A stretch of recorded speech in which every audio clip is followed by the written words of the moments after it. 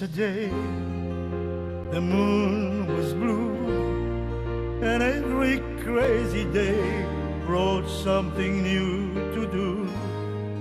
I used my magic age as if it were one, and never saw the waste and emptiness beyond.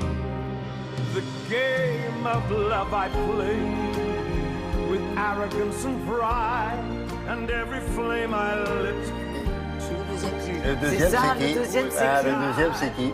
Bonne question. Alors, ça fait partie d'un CD de duo qu'il a fait avec des stars de la chanson mondiale. Et le second, c'est...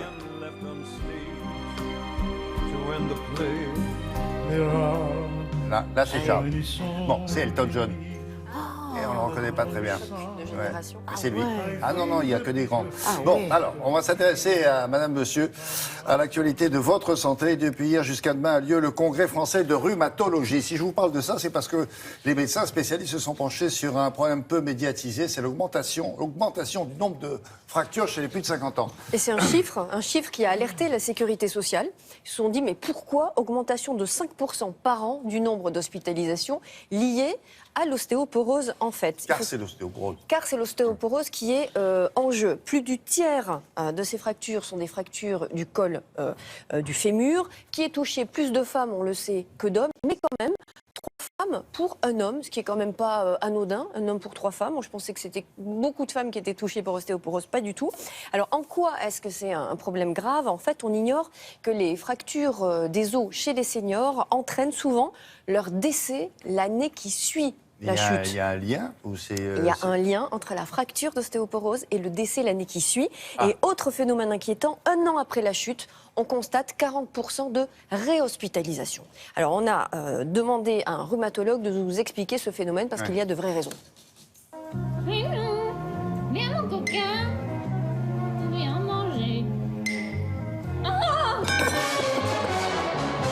Il y a à peu près 180 000 personnes qui sont hospitalisées chaque année pour une fracture liée à l'ostéoporose, des fractures qui surviennent après 50 ans. Et ce qui est spectaculaire, effectivement, sur les données dont dispose l'assurance maladie, c'est l'augmentation qui est de 5% par an entre 2011, 2012 et 2013. C'est une épidémie de fractures qui survient, en particulier parce que notre population vieillit et que nous avons de plus en plus de patients de plus de 70 ans, de plus de 80 ans, de plus de 90 ans. Pour la fracture de l'extrémité supérieure du fémur, qu'on appelle souvent en abrégé fracture du col du fémur, on sait que la mortalité dans l'année qui suit la fracture est de 20%. Et ceci, y compris dans un système de santé performant comme en France, où on a d'excellents chirurgiens, d'excellents anesthésistes. Mais cette fracture du col du fémur, elle va faire décompenser souvent des maladies préexistantes chez les sujets âgés. C'est la même mortalité au même âge que l'infarctus myocarde. Donc c'est une fracture effectivement particulièrement grave au cours de l'ostéoporose. Lorsque le patient est hospitalisé, il est d'abord alité, il est susceptible de développer des phlébites et des embolies pulmonaires, il peut développer des infections, parfois acquises à l'hôpital, parfois acquises à la sortie de l'hôpital. Et puis les maladies qui sont présentes quand on a 75-80 ans, les maladies cardiaques, les maladies pulmonaires, les maladies neurologiques, vont décompenser à l'occasion de la fracture, de l'hospitalisation, de l'anesthésie générale. Bref, c'est un enchaînement de phénomènes médicaux qui explique cette surmortalité dans l'année qui suit la fracture du col du fémur. L'os, le tissu osseux, il aime la contrainte, il aime l'exercice physique. Et les grands sédentaires des sociétés occidentales ne stimulent pas assez leur capital osseux parce qu'ils ne font pas assez d'exercice physique. En réalité, encore une fois, la réponse, faites du sport. Il faut de la contrainte sur l'os pour le densifier. À partir de 50 ans. Non, à partir de 6 ans. C'est-à-dire que vous voyez que les enfants qui ont fait beaucoup de sport et de compétition notamment ont un capital osseux beaucoup plus dense, beaucoup plus solide et qui gardent en fait à l'âge adulte. Mais ce capital, il faut le perdurer, l'entretenir. Même si vous n'avez pas de capital. Et il y a un autre médecin l'autre jour ici même qui disait vous n'avez jamais fait de sport? Si vous partez de zéro, vous avez quel âge? Commencez à 50 ans. Il n'y a pas d'âge pour commencer le sport de toute façon et vous récupérez petit à petit et de la masse musculaire et du capital osseux. Ça a lien avec la ménopause quand vous parlez de 50 ans? Absolument. À la ménopause, il y a une baisse des oestrogènes, de la progestérone, de toutes les hormones féminines.